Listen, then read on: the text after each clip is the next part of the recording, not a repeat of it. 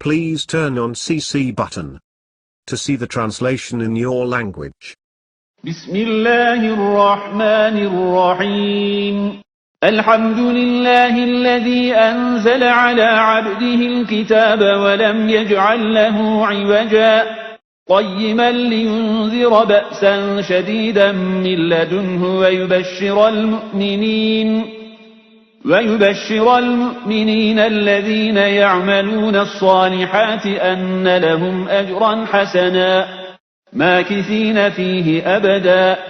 وينذر الذين قالوا اتخذ الله ولدا ما لهم به من علم ولا لآبائهم كبرت كلمة تخرج من أفواههم إن يقولون إلا كذبا فلعلك باخع نفسك على آثارهم إن لم يؤمنوا بهذا الحديث أسفا إنا جعلنا ما على الأرض زينة لها لنبلوهم أيهم أحسن عملا وإنا لجاعلون ما عليها صعيدا جرزا أم حسبت أن أصحاب الكهف والرقيم كانوا من آياتنا عجبا إذ أوى الفتية إلى الكهف فقالوا ربنا آتنا من لدنك رحمة وهيئ لنا من أمرنا رشدا فضربنا على آذانهم في الكهف سنين عددا ثم بعثناهم لنعلم أي الحزبين أحصى لما لبثوا أمدا نحن نقص عليك نبأهم بالحق إنهم فتية آمنوا بربهم وزدناهم هدى وربطنا على قلوبهم إذ قاموا فقالوا ربنا رب السماوات والأرض لن ندعو من دونه إلها لقد قلنا إذا شططا هؤلاء قوم اتخذوا من دونه آلهة لولا يأتون عليهم بسلطان بين فمن أظلم ممن افترى على الله كذبا وإذ اعتزلتموهم وما يعبدون إلا الله فأووا إلى الكهف ينشر لكم ربكم من رحمته ويهيئ لكم من أمركم مرفقا وترى الشمس إذا طلعت تزاور عن كهفهم ذات اليمين وإذا غربت تقرضهم ذات الشمال وهم في فجوة منه ذلك من آيات الله من يهد الله فهو المهتد ومن يضلل فلن تجد له وليا مرشدا وتحسبهم أيقاظا وهم رقود ونقلبهم ذات اليمين وذات الشمال وكلبهم باسط ذراعيه بالوصيد لو اطلعت عليهم لوليت منهم فرارا ولملئت منهم رعبا وكذلك بعثناهم ليتساءلوا بينهم قال قائل منهم كم لبثتم قالوا لبثنا يوما أو بعض يوم قالوا ربكم أعلم بما لبثتم فابعثوا أحدكم بورقكم هذه إلى المدينة فلينظر أيها أزكى طعاما فليأتكم برزق منه وليتلطف ولا يشعرن بكم أحدا إنهم إن يظهروا عليكم يرجموكم أو يعيدوكم في ملتهم ولن تفلحوا إذن أبدا وكذلك أعثرنا عليهم ليعلموا أن وعد الله حق وأن الساعة لا ريب فيها إذ يتنازعون بينهم أمرهم فقالوا ابنوا عليهم بنيانا ربهم أعلم بهم قال الذين غلبوا على أمرهم لنتخذن عليهم مسجدا سيقولون ثلاثة رابعهم كلبهم ويقولون 5 سادسهم كلبهم رجما بالغيب ويقولون 7 وثامنهم كلبهم قل ربي أعلم بعدتهم ما يعلمهم إلا قليل فلا تمار فيهم إلا مراء ظاهرا ولا تستفت فيهم منهم أحدا ولا تقولن لشيء إني فاعل ذلك غدا إلا أن يشاء الله واذكر ربك إذا نسيت وقل عسى أن يهديني ربي لأقرب من هذا رشدا ولبثوا في كهفهم 300 سنين وازدادوا 9 قل الله أعلم بما لبثوا له غيب السماوات والأرض أبصر به وأسمع ما لهم من دونه من ولي ولا يشرك في حكمه أحدا واتل ما أوحي إليك من كتاب ربك لا مبدل لكلماته ولن تجد من دونه ملتحدا واصبر نفسك مع الذين يدعون ربهم بالغداة والعشي يريدون وجهه ولا تعد عيناك عنهم تريد زينة الحياة الدنيا ولا تطع من أغفلنا قلبه عن ذكرنا واتبع هواه وكان أمره فرطا وقل الحق من ربكم فمن شاء فليؤمن ومن شاء فليكفر إنا أعتدنا للظالمين نارا أحاط بهم سرادقها وإن يستغيثوا يغاثوا بماء كالمهل يشوي الوجوه بئس الشراب وساءت مرتفقا إن الذين آمنوا وعملوا الصالحات إنا لا نضيع أجر من أحسن عملا أولئك لهم جنات عدن تجري من تحتهم الأنهار يحلون فيها من أساور من ذهب ويلبسون ثيابا خضرا من سندس وإستبرق متكئين فيها على الأرائك نعم الثواب وحسنت مرتفقا واضرب لهم مثلا الرجلين جعلنا لأحدهما جنتين من أعناب وحففناهما بنخل وجعلنا بينهما زرعا كلتا الجنتين آتت أكلها ولم تظلم منه شيئا وفجرنا خلالهما نهرا وكان له ثمر فقال لصاحبه وهو يحاوره أنا أكثر منك مالا وأعز نفرا ودخل جنته وهو ظالم لنفسه قال ما أظن أن تبيد هذه أبدا وما أظن الساعة قائمة ولئن رددت إلى ربي لأجدن خيرا منها منقلبا قال له صاحبه وهو يحاوره أكفرت بالذي خلقك من تراب ثم من نطفة ثم سواك رجلا لكن هو الله ربي ولا أشرك بربي أحدا ولولا إذ دخلت جنتك قلت ما شاء الله لا قوة إلا بالله إن ترني أنا أقل منك مالا وولدا فعسى ربي أن يؤتيني خيرا من جنتك ويرسل عليها حسبانا من السماء فتصبح صعيدا زلقا أو يصبح ماؤها غورا فلن تستطيع له طلبا فمحيط بثمره فأصبح يقلب كفيه على ما أنفق فيها وهي خاوية على عروشها ويقول يا ليتني لم أشرك بربي أحدا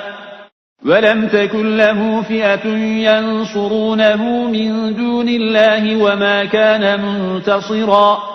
هنالك الولاية لله الحق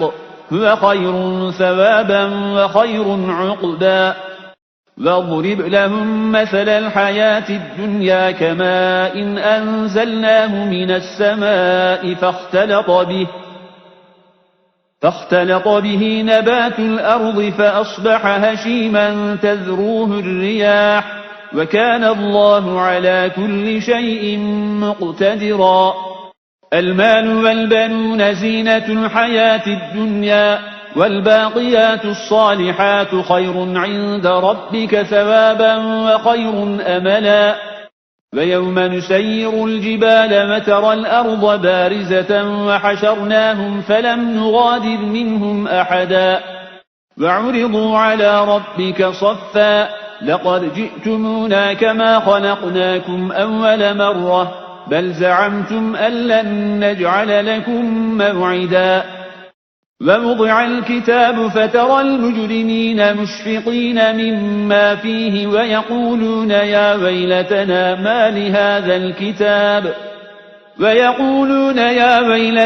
ما لهذا الكتاب لا يغادر صغيرة ولا كبيرة إلا أحصاها ووجدوا ما عملوا حاضرا ولا يظلم ربك أحدا وإذ قلنا للملائكة اسجدوا لآدم فسجدوا إلا إبليس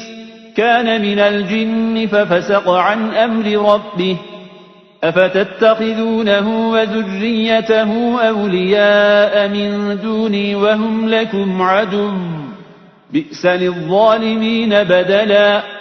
ما أشهدتهم خلق السماوات والأرض ولا خلق أنفسهم وما كنت متخذ المضلين عضدا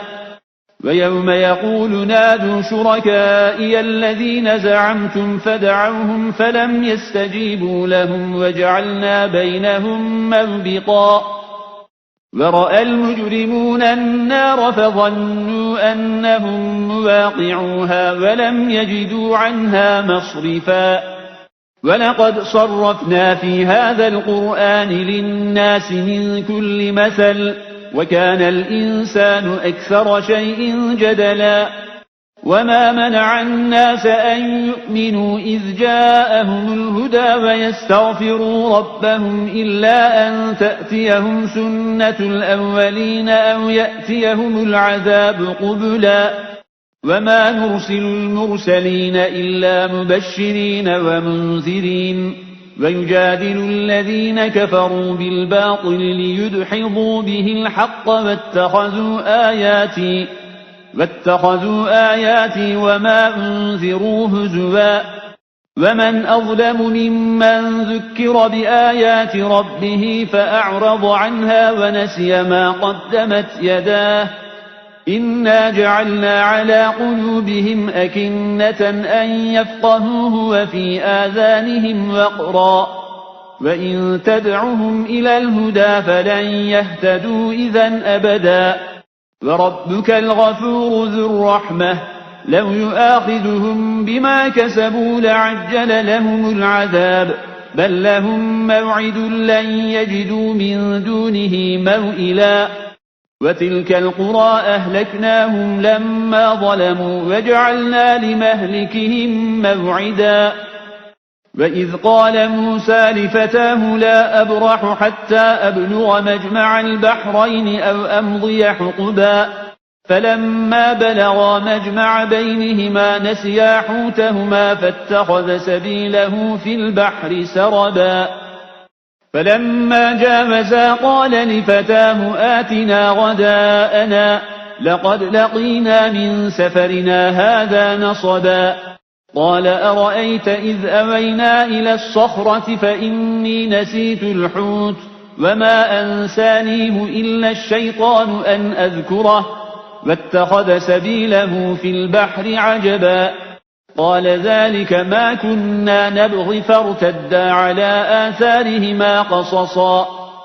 فوجدا عبدا من عبادنا آتيناه رحمة من عندنا وعلمناه من لدنا علما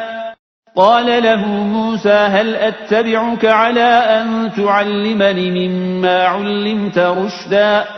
قال إنك لن تستطيع معي صبرا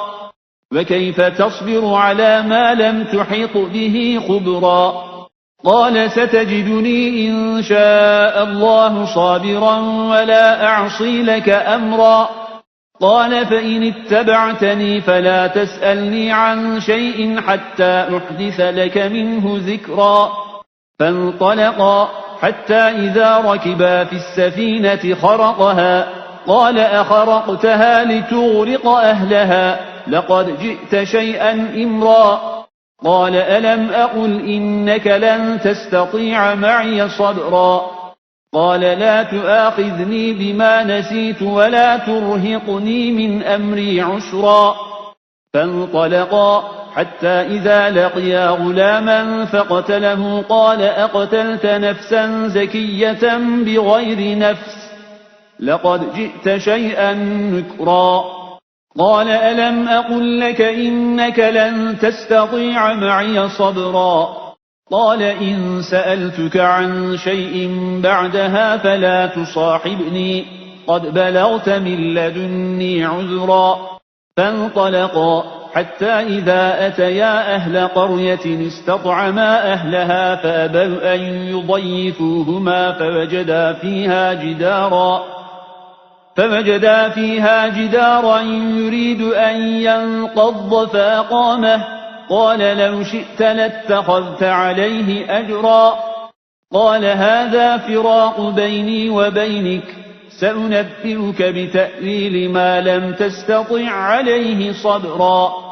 أما السفينة فكانت لمساكين يعملون في البحر فأردت أن أعيبها وكان وراءهم ملك يأخذ كل سفينة غصبا وأما الغلام فكان أبواه مؤمنين فخشينا أن يرهقهما طغيانا وكفرا فأردنا أن يبدلهما ربهما خيرا منه زكاة وأقرب رحما وأما الجدار فكان لغلامين يتيمين في المدينة وكان تحته كنز لهما وكان أبوهما صالحا فأراد ربك أن يبلغا أشدهما ويستخرجا كنزهما رحمة من ربك وما فعلته عن أمري ذلك تأويل ما لم تسطع عليه صبرا ويسألونك عن ذي القرنين قل سأتلو عليكم منه ذكرا إنا مكنا له في الأرض وآتيناه من كل شيء سببا فأتبع سببا حتى إذا بلغ مغرب الشمس وجدها تغرب في عين حمئة ووجد عندها قوما قلنا يا ذا القرنين إما أن تعذب وإما أن تتخذ فيهم حسنا قال أما من ظلم فسوف نعذبه ثم يرد إلى ربه فيعذبه عذابا نكرا وأما من آمن وعمل صالحا فله جزاء الحسنى وسنقول له من أمرنا يسرا ثم أتبع سببا حتى إذا بلغ مطلع الشمس وجدها تطلع على قوم لم نجعل لهم من دونها سترا كذلك وقد أحطنا بما لديه خبرا ثم أتبع سببا حتى إذا بلغ بين السدين وجد من دونهما قوما لا يكادون يفقهون قولا قالوا يا ذا القرنين إن يأجوج ومأجوج مفسدون في الأرض فهل نجعل لك خرجا على أن تجعل بيننا وبينهم سدا قال ما مكني فيه ربي خير فأعينوني بقوة أجعل بينكم وبينهم ردما آتوني زبر الحديد حتى إذا ساوى بين الصدفين قال انفخوا حتى إذا جعله نارا قال آتوني أفرغ عليه قطرا فما استطاعوا أن يظهروه وما استطاعوا له نقبا قال هذا رحمة من ربي فإذا جاء وعد ربي جعله دكا وكان وعد ربي حقا وتركنا بعضهم يومئذ يموج في بعض ونفخ في الصور فجمعناهم جمعا وعرضنا جهنم يومئذ للكافرين عرضا الذين كانت أعينهم في غطاء عن ذكري وكانوا لا يستطيعون سمعا أفحسب الذين كفروا أن يتخذوا عبادي من دوني أولياء إنا أعتدنا جهنم للكافرين نزلا قل هل ننبئكم بالأخسرين أعمالا الذين ضل سعيهم في الحياة الدنيا وهم يحسبون أنهم يحسنون صنعا أولئك الذين كفروا بآيات ربهم ولقائه فحبطت أعمالهم فلا نقيم لهم يوم القيامة وزنا ذلك جزاؤهم جهنم بما كفروا واتخذوا آياتي ورسلي هزوا إن الذين آمنوا وعملوا الصالحات كانت لهم جنات الفردوس نزلا خالدين فيها لا يبغون عنها حولا قل لو كان البحر مدادا لكلمات ربي لنفذ البحر قبل أن تنفد كلمات ربي ولو جئنا بمثله مددا قل إنما أنا بشر مثلكم يوحى إلي أنما إلهكم إله واحد فمن كان يرجو لقاء ربه فليعمل عملا صالحا ولا يشرك بعبادة ربه أحدا